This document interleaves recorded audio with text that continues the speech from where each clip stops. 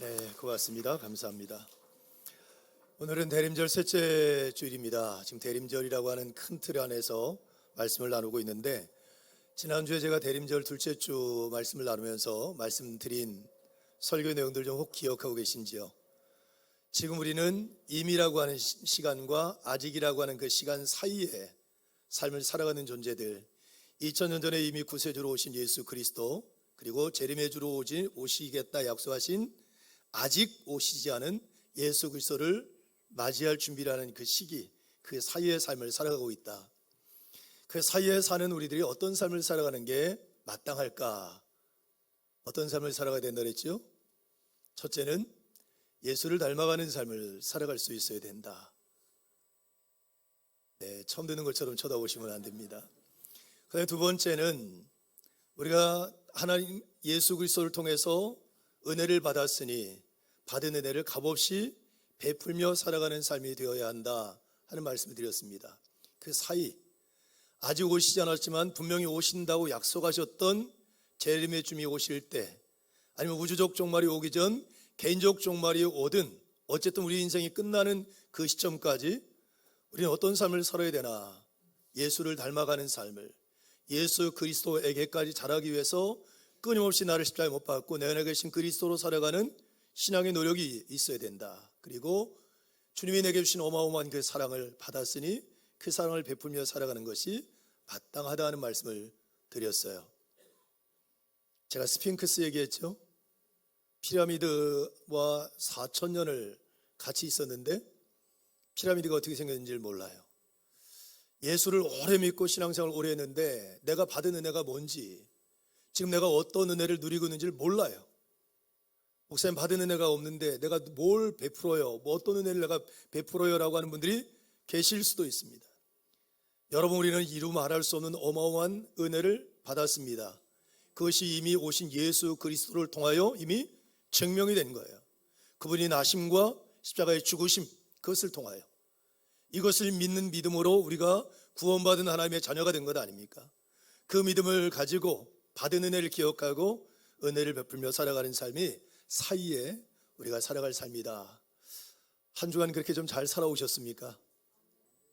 네, 은혜를 좀 많이 베풀고 사랑도 많이 베풀고 예수 닮기 위해서 여러분 자신 십자가에 못 박는 신앙의 노력들 하면서 잘 살아오신 줄로 믿고 축복합니다.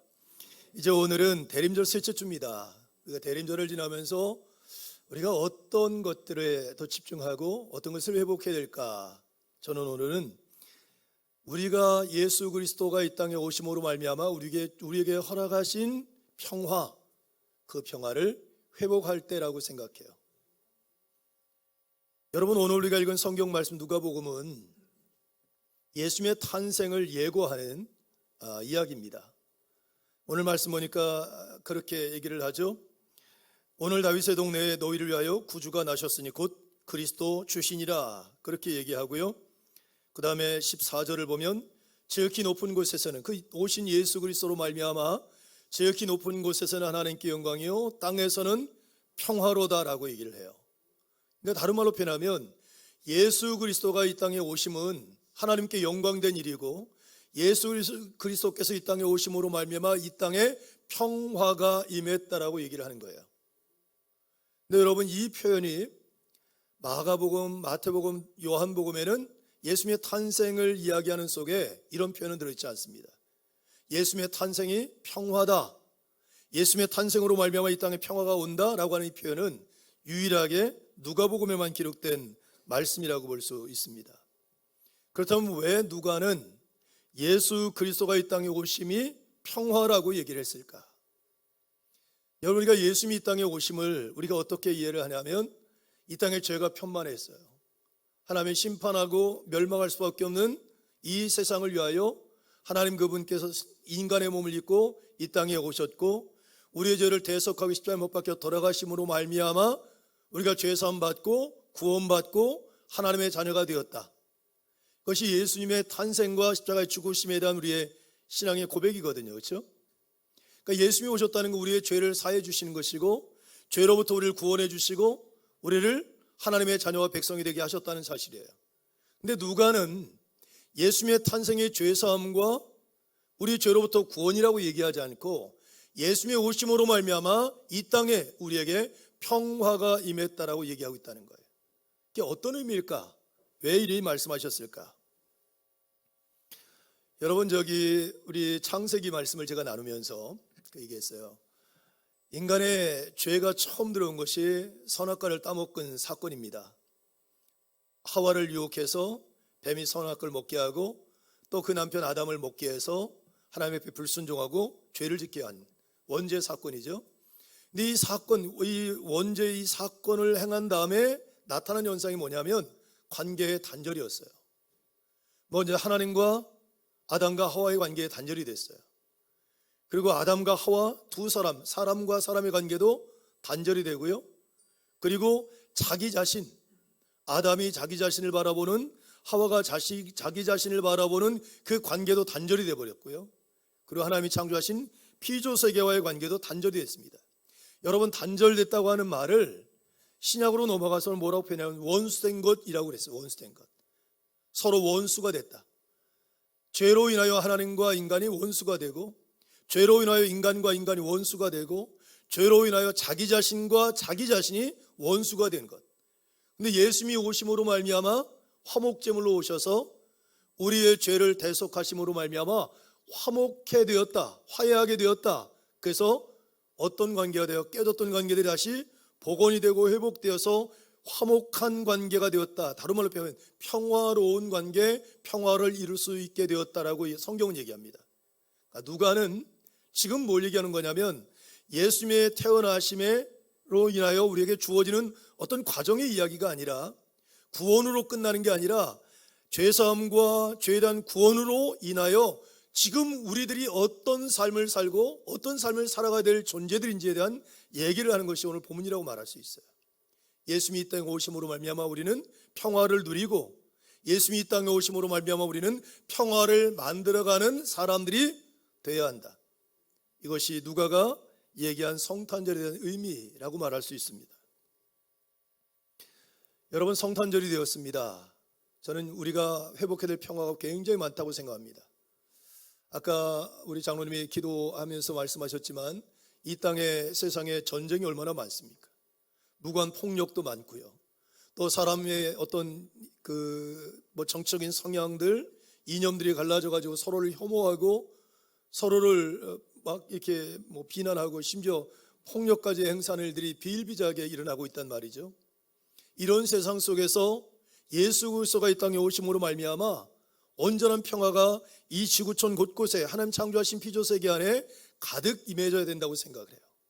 근데 오늘은 특별히 그 가운데에 어떤 평화를 좀 묵상하려고 하냐면 내 안에, 우리 안에 임하는 평화에 대해서 묵상을 해보려고 합니다.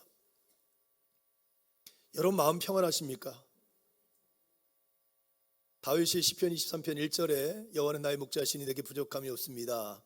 내 마음이, 내 심령이 샬롬합니다 하는 표현을 했거든요. 샬롬이라고 하는 말은 만족한다, 충만하다 이런 뜻이에요. 그러니까 하나님이 내 삶에 들어옴으로 말미암아 인생을 살아가면서 겪는 수많은 결핍들이 있잖아요. 여러분, 수많은 결핍이 있는데 그런 결핍이 존재함에도 불구하고 하나님께서 나와 함께 하심으로 말미암아 그 결핍으로 말미암아 채워지지 않은 것들이 충만하게 채워지는 그 은혜를 나는 누리고 있습니다는 고백을 하고 있는 거거든요. 여러분들에게 그 은혜가 임할 수 있기를 주님의 이름으로 축복합니다.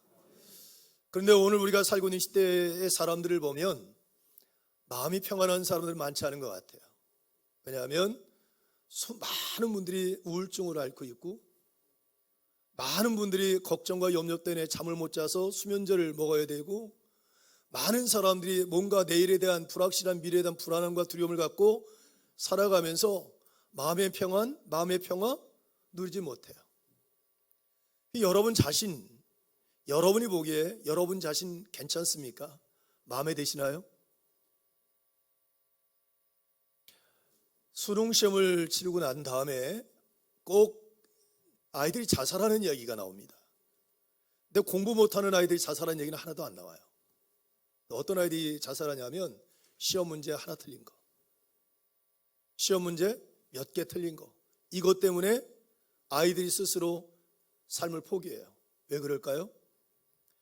이 아이는 내가 이렇게 한 것에 대해서 자부심을 느끼고 최선을 다해서 좋은 결과가 나왔다 하는 게 아니라 자기보다 더 잘한 아이, 예를 들면 한 개 틀린 아이는 만점 받은 아이를 보면서 열등감을 느껴요. 그런 자기 자신이 너무 미워. 그런 자신이 살만한 자격도 없다고 생각하고 자신을 수치스럽게 여겨요. 그게 자살하는 거예요. 여러분, 부자들, 부유롭게 사는 사람들 괜찮을 것 같으세요? 어느 분이 결혼을 해서 행복하게 잘 살고 있는데 아내가 이제 애들 다 키우고 이제 우리 살 만큼 이제 집도 마련했고 이제 괜찮으니까 동창회 갔다 올게 하고 동창회 갔어요. 중학교, 고등학교 동창들을 딱 만나고 돌아오자마자 아내가 갑자기 획 달라졌어요.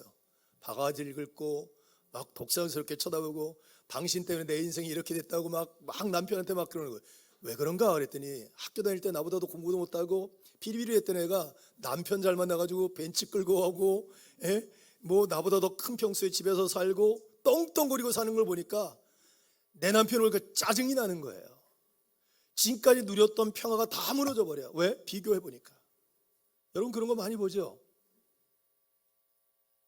지금 내 삶에 만족하는데 누구의 삶을 보는 순간 비교가 되면서 그 만족이 다 잃어버리고 불만족스럽고 평화롭지 못한 것들 너무 많이도 경험합니다. 내 자신의 삶, 내 자신 자체가 어떤 땐 부끄럽기도 하고 열등감에 찌들어서 사람들 만나는 것도 원치 않는 그런 분들이 의외로 많습니다. 여러분은 그러지 않으시죠? 그러면 여러분 생각해 보시죠. 왜 현대인들이 자기 자신에 대하여 이렇게 수치심을 느끼거나 열등감을 느끼거나 자기 비하에 빠져 있을까? 그 이유가 대체 뭘까?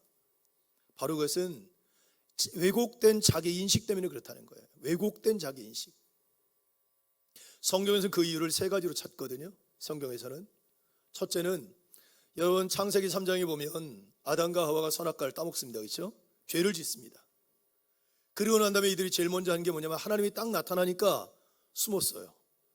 왜 숨었죠? 두 가지 때문에. 두려워서 숨고 첫 번째는 창피했어. 자기들이 옷을 벗은 것이 부끄러워서 숨었어요. 아니 그럼 이 아담과 하와가 옷 벗고 산 지가 하루 이틀입니까? 만들어질 창조 때부터 지금까지 옷 벗고 살았는데 갑자기 왜 옷 벗은 게 창피하죠? 자기 존재를 수치스럽게 느끼기 시작한 거예요. 언제? 죄를 지으면서. 죄인이 되면서 죄인인 자기 자신을 볼 때 수치스러운 존재로 보는 거예요. 그리고 누군가가 내 어떤 죄된 모습들을 보는 것이 두려워. 그러니까 숨는 거예요. 제가 여러분 설교에서 그 얘기했잖아요. 여러분 생각과 마음이 머리 위에 말풍선으로 다 뜬다고 생각해 보세요. 사람 만나는 게 즐겁습니까? 두렵습니까?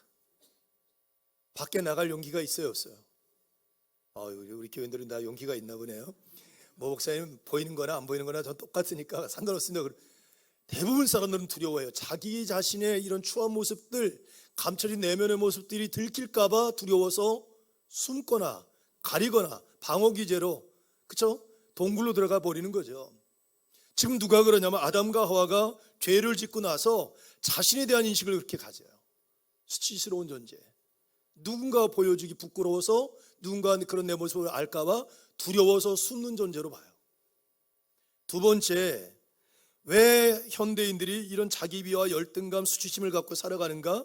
성경은 뭐라고 말하냐면 사단의 참소 때문에 그렇다는 거예요. 여러분 요한계시록 12장 10절에 보면 사단은 참소하는 자라고 그러거든요. 참소는 뭐냐면 우리를 정죄하고 고발하고 비난하는 존재인 거예요. 자, 하나님은 우리를 창조하신 다음에 뭐라고 그러셨죠? 보기에 심히 좋았다 그랬어요. 보기에 심히 좋았다. 자, 어떤 아이들 보면 우리가 자녀를 키워요. 근데 이놈은 그냥 학교에서 뭐 빵점을 받든 뭐 그냥 뭘 하든 막 즐겁게 막 살아. 그러면 우리 부모님들이 뭐라 하죠? 아이고 그래도 괜찮다. 저렇게 시험도 망하고 뭐 다 학교도 떨어지고 막 그런데도 즐겁게 잘 사네. 아이고 괜찮다. 그러세요? 아니면 이놈의 자식아 뭐가 좋아서 이렇게 실실 걷고 웃냐? 네가 지금 웃을 처지야. 그러면서 막 야단을 치고 막 책망하고 더 나가서 비난합니까? 어떻게 하시죠? 네, 우리 교인들은 참 좋다 너. 너 멘탈 갑이다. 그래도 그렇게 행복하게 사는구나 격려할 것 같은데, 대부분 부모들은 비난하죠. 정죄하기도 하고, 그렇죠? 그것 자체를 못마땅히 하죠. 자, 하나님은 우리를 어떻게 보시냐면 토부하게 보신다 그랬어요. 보기에 심히 좋다.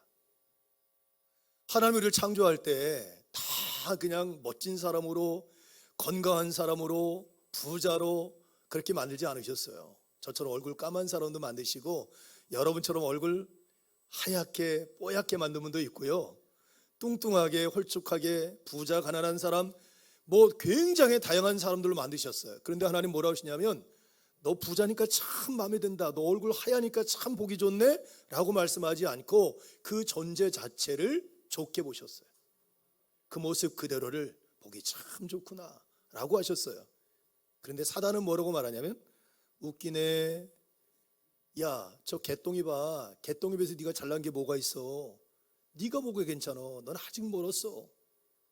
야 저 새똥이 봐, 쟤는 저 정도인데 넌 이 정도잖아, 네가 무슨 잘났다고 네가 괜찮다고 그래, 너는 형편없는 사람이야, 루저야 루저. 이렇게 얘기하는 거예요, 사단은. 그래서 우리가 가지고 있는 서사, 자기 자신에 대하여 가지고 있는 서사를 왜곡되게 만들어요. 나는 하나님의 형상 따라 지음받은 존재, 보기에 심히 좋다고 말한 그런 존재, 난 너무너무 귀한 존재야 라고 하는 서사를 무너뜨려버리고, 야 넌 형편없어, 너 대학도 못 갔잖아, 너 돈도 많이 못 벌었잖아, 너 집 평수가 몇 평수야, 너 30평? 웃기지 마, 쟤 100평, 너 그거 아무것도 아니야. 이런 거 가지고 스스로 나는 인생을 잘못 살았네, 난 실패자인가 봐, 열등감에 빠지고 자기 비하에 빠지고 자기 스스로를 부끄럽게 여기는 존재로 사단은 계속 우리를 공격한다는 거예요. 자, 세 번째 이유는 뭐냐면, 우리 인간이 살고 있는, 기본적으로 인간이 가지고 있는 습성 가운데 하나가 뭐냐면 비교하는 거예요. 비교하는 거예요. 우리가 가지고 있는 SNS를 통해서 보면 끊임없이 비교하잖아요. 그러니까 이만하면 됐다, 이 정도면 좋지 하고 생각하는 게 아니라 끊임없이 비교하면서 불만족한 삶을 살아가도록 우리가 죄를 지으면서 이렇게 코드가 돼버렸어요. 여러분, 제가 예전에 설교한 거 기억나십니까? 선악과를 따먹으면서 인간에게 불안과 두려움이 왔어요. 그리고 채워지지 않은 인생에 공허로움이 생겼어. 뭔가 공허해. 그러니까 이걸 채우기 위해서 음식을 먹어. 근데 채워지지 않아요. 돈을 벌면 좀 채워질까? 돈을 많이 버는데도 채워지지가 않아. 쇼핑을 하고 막 뭘 사고 막 그러면 괜찮을까? 넓은 집은 사면 될까? 잠시 기쁨은 있는지 모르지만 채워지지 않는 공허로움이 계속 있는 거예요. 이게 근본적으로 채워지려고 하면 우리의 창조주신 누구에게로 돌아가야 된다 그랬어요? 하나님께로 돌아가야 된다 그랬어요. 그게 샬롬이거든요. 하나님이 우리와 함께 하심으로 말미암아 모든 삶의 결핍이 다 채워지는 충만한 상태, 이게 샬롬이거든요.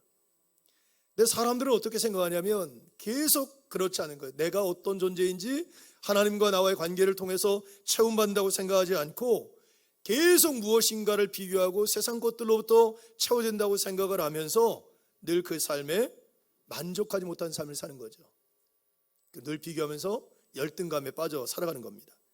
여러분, 이것이 성경이 얘기한 사람들이 열등감, 수치감, 자기 비하 또 이런 마음을 갖고 살아가는 이유라고 얘기하고 있는 거예요.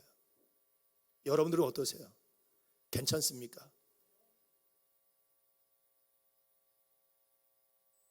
심리학자, 인지심리학자가 이런 얘기를 해요.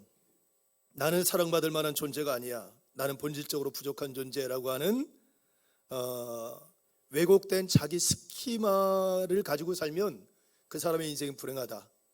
스키마라고 하는 말을 쓰거든요, 인지심리학자들이. 이건 뭐냐면 인간이 세상과 자신을 이해하기 위해 사용하는 인지적 틀이에요. 스키마라는 게 인지적 틀, 나를, 세상을 바라보는 인지적 틀.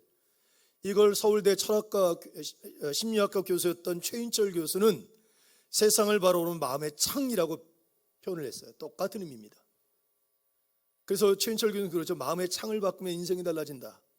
세모창을 갖고 세상을 바라보면 세상이 세모처럼 보이고, 네모창을 가지고 세상을 바라보면 세상은 네모처럼 보이고, 빨간색 창을 갖고 세상을 보면 빨갛게 보이고, 파란색 창을 갖고 보면 세상은 파랗게 보인다.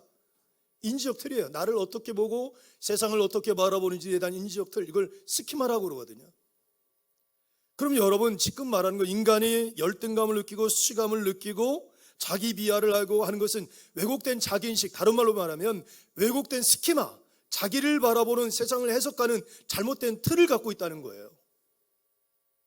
그럼 구원은 뭐냐? 구원이라는 게, 여러분, 구원이라고 하는 것은 단순하게 죄로부터 죄 용서함 받고 죄를 사함 받았다, 죄로부터 구원을 받았다라고 하는 것을 끝나는 게 아니라, 다른 말로 표현하면 우리의 스키마가 회복되는 겁니다.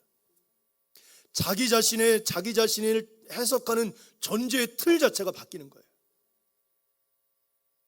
사단이 말했던 틀, 내가 죄를 지으면서 갖게 됐던 그런 틀, 이런 것을 가지고 자신을 보고 세상을 바라보는 것이 아니라, 하나님이 나를 창조하셨을 때 그 모습, 하나님이 나를 토부하다고 보셨던 그 틀을 가지고 자신을 보고 세상을 바라보는 것, 이것이 구원받은 사람들의 변화된 모습이라고 말할 수 있습니다. 로마서 12장 2절 성경이 이렇게 얘기합니다. 너희는 이 세대를 본받지 말고 오직 마음과 생각을 새롭게 함으로 변화를 받아, 그랬어요. 이 세상을 본받지 말고 마음과 생각이 변화를 받아 그랬거든요. 마음과 생각이 변화를 받는 게 뭐죠? 스키마를 바꾸는 거예요. 왜곡되고 변질된 스키마를 바꾸는 거예요. 또 바울은 얘기하죠. 보라, 이전 것은 지나갔으니 이제 내가 새 것이 되었도다. 갈라디아서 얘기하죠. 2장 20절에 새 것이 되었다는, 뭐가 새 것이 된 거예요? 스키마예요. 내 생각과 마음, 나 자신을 바라보는 마음과 생각, 옆에 있는 사람들을 바라보는 생각과 시선이, 틀이 바뀌었다는 거예요. 더 이상 죄로 인하여 왜곡되고 굴전되는 것으로 나를 바라보고 사람들을 바라보는 게 아니라, 구원받은 자로 새롭게 변화된 모습으로 그것을 바라볼 수 있는 존재가 되었다. 이게 여러분, 예수님이 오셔서 우리에게 주신 은혜입니다. 자, 그렇게 보면 우리 자신은 어떤 존재일까? 자, 우리가 예수님이 이 땅에 오셔서 지금까지는 우리는 어떤 존재였냐면 죄인이라고 생각을 했어요. 죽을 수밖에 없는 죄인, 그렇죠? 그래서 사랑받을 만한 자격도 없다고 생각했어요. 사람들이 그런 나를 보고 보기 참 좋다? 웃기지 마. 우리를 보고 뭐라 그랬을까요? 막 이렇게 비난하고 막 그런 존재라고 생각했겠죠. 그런 우리를 예수님이 오셔가지고 조건 없이 사랑해 주셨어요. 그런 우리를 보고 정죄하지 않고 그냥 사랑으로 대하시고, 심지어 자기가 십자가에 못 박혀 죽으심으로 말미암아 우리의 죄를 대신 갚아주시는 사랑까지 보여주셨어요. 지금까지 여러분 자신은 그런 존재라고 여기지 않았거든요. 그리고는 예수님이 우리에게 뭐라 하시는 거예요? 너는 사랑하는 내 아들이요 딸이라고 얘기해요. 내 백성이요 내 자녀라고 얘기를 하세요. 그리고 너는 지나갔으니 이제부터는 새로운 사람으로 삶을 살아야 돼. 이게 구원받은 사람들에게 예수님이 주신 말씀인 거예요. 다른 말로 표현하면, 하나님이 우리를 창조하셨을 때 하나님의 형상을 다시 회복해서 그 삶을 살아가도록 예수님께서 우리의 인간의 몸을 입고 이 땅에 오신 사랑과 십자가에 못 박혀 죽으심으로 그 삶을 우리에게 보여주시고 행해 주셨다라고 말하는 겁니다. 우리는 그런 존재라는 거예요. 자기 인식이 달라지는 겁니다. 여러분들이 어떻습니까? 제가 가끔 우리 교우들에게 신방을 이렇게 이제 하면, 가정 신방을 할 때 우리 교우들 가운데 그런 분이 계세요. 목사님, 집이 너무 좁아요. 그래서 그냥 교회에서 드렸으면 좋겠어요. 라고 하는 분들이 계세요. 근데 여러분, 예를 들면 집이 100평이든 집이 뭐 15평이든 10평이든 그 평수가 뭐가 중요합니까? 그건 부끄러운 게 아니고요. 정말 부끄러운 건 100평에 살든 10평에 살든 하나님의 뜻대로 삶을 살아가지 못하는 게 부끄러운 겁니다. 근데 우리는 자꾸 뭐냐면 외형적인 것, 보여지는 것을 보고 자신이 그런 존재인 것처럼 평가받는 것에 대한 두려움을 가져요. 근데 구원받은 사람들은 그게 아니라는 거예요. 더 이상 그런 세상의 평가, 사단이 우리에게 말하는 잘못된 서사가 우리 자신이 아니고, 예수님이 이 땅에 오시고 십자가에 못 박혀 죽으셔서 우리에게 보여주신 그 서사가 우리의 서사라는 거예요. 너 자신이라는 거예요. 그만큼 존귀한 존재이고 사랑받을 만한 존재이고 하나님의 자녀이고 하나님의 백성이고 하나님의 나라, 거룩한 제사장이라고 하는 어마어마한 이름을 우리에게 주셨단 말이에요. 여러분, 그 이름은요, 비록 몸이 약해도요, 직업이 변변해도요, 재정적으로 좀 약해도요 부끄러워하지 않고 당당하게 자신의 자존감을 갖고 삶을 살아갈 수 있습니다. 이것이 우리가 가져야 될 모습이라고 생각해요. 여러분, 우리가 그런 말 하죠. 돈은 왜 돈이라 그래요? 돌고 돌아서 돈이라 그래요. 있다가도 없고 없다가도 있고, 그렇죠? 아니면 그냥 나갔다가 영원히 가출하고 안 들어올 수도 있고, 나간 놈이, 그렇죠? 자식 데려가지고 더 데리고 올 수도 있고, 그렇잖아요. 그것 때문에 내 존재 자체가 달라집니까? 존재 가치가? 그러지 않죠. 하나님은 그냥 여러분 자체를 토부하게 보시는 거예요. 그리고 여러분 자신을 나이가 들으면 점점 몸이 약해지고 외모가 추레해도 변함없이 똑같은 사랑의 대상으로 대하고 계시다는 거예요. 존귀하다는 거예요. 그 마음을 우리 교우들이 가질 수 있길 축복합니다. 자, 그러면 우리 자신을 우리가 어떻게 보냐면 나를 혐오하고 열등감에 빠져가지고 숨고 막 그런 게 아니라 당당할 수 있죠. 자, 이제 예수님이 우리에게 이런 말씀을 하세요. 지금 사이에 살고 있는 우리에게 하나님을 사랑하고 그리고 내 이웃을 내 몸처럼 사랑하며 살아라 라고 말씀하셨어요. 여러분, 이웃을 내 몸처럼 사랑하라는 말씀을 우리가 잘 기억하셔야 됩니다. 제가 창세기 얘기하면서 죄에 대한 얘기를 하면서 죄의 모습은 이기적인 것이다 라고 얘기했어요. 기억나세요? 선악과를 따먹고 인간이 죄인이 됐잖아요. 그 다음에 나타난 게 뭐냐면 하나님 중심이 아니라 자기 중심이 되고 타자 중심이 아니라 자기 중심적인 존재가 되는 것, 이게 이기적인 존재가 되는 게 죄인의 가장 구체적인 모습이라고 얘기했어요. 그럼 예를 들면 하나님께서, 예수님께서 야, 너 지금 너 사랑하며 사는데 네 이웃을 내 몸처럼 사랑하며 살아라 라고 얘기했을 때 그 내 몸이라고 하는 그 몸이 어떤 몸일까요? 내가 사랑하고 있는 내 몸, 그게 죄로 인하여 이기적인 사랑을 얘기할까요? 아니면 예수님으로 말미암아 구원받고 새로운 틀로 자신을 보면서 야, 나는 하나님의 형상을 따라 지음받은 존재, 야, 나는 정말 하나님이 어마어마하게 나를 사랑해 줬던 그 사랑을 받은 존재, 난 사랑받기에 충분하고 난 존중받기에 충분하고 이 모습 이대로 당당하게 살아갈 만한 자격이 있는 사람이야 라고 하는 자기 존중, 자기에 대한 어떤 애정, 이 마음을 가진 존재를 얘기할까요? 후자인 거예요. 내가 예수 그리스도를 통하여 존귀한 자인 걸 알지? 내가 예수 그리스도를 통하여 어마어마한 사랑을 받은 것 알지? 내가 예수를 통하여 내가 하나님의 형상을 따라 지음받은 존재인 걸 알지? 그러면 내가 만나는 사람들도 너를 대하듯 이들도 하나님의 형상 따라 지음받은 존재이고 이들도 사랑받을 만한 자격 있는 사람이고 이들도 존귀한 사람이라고 하는 사실을 인정하고 그들을 대하며 살아, 이렇게 얘기하신 거예요. 성탄절입니다. 우리가 회복해야 될 평화가 뭐냐? 여러분 자신과 평화하기를 원합니다. 예수님이 우리를 용서하셨듯이 여러분 자신도 여러분을 용서하셨으면 좋겠고요. 예수님이 나를 조건 없이 사랑하셨듯이 여러분도 여러분 자신을 조건 없이 그 모습 그대로를 사랑하고 존중해 줄 수 있길 축복해요. 그리고 그 모습을 가지고 여러분을 만나는 사람들, 주변에 있는 사람들에게 내가 받은 그 사랑 그대로, 내가 존귀한 것 그대로 그들을 대하고 사랑으로 대하고 또 사람과 더불어 평화를 이루어가는 귀한 삶이 우리 모든 교우들의 삶이 되어줄 수 있기를 주님의 이름으로 축복합니다. 기도하겠습니다.